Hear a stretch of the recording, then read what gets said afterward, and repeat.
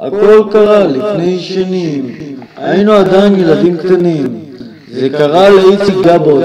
נו, זה עם האוזניים הגדולות. המורה פשוט אמרה לכולם. בוקר מה שלומכם תלמידים יקרים? היום נלמד תנ"ך. מי מתנדב לקרוא?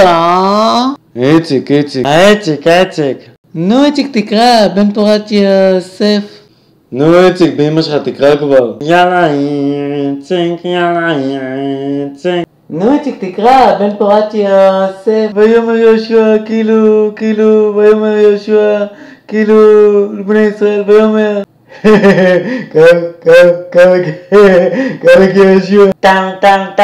קרק יהושע. תלק יהושע. די באמא שלכם, עזבו אותי יהושע, די באמא שלכם, עזבו אותי. נזכור, עם נר בצד. סליחה, התכוונתם לתמונה של נר.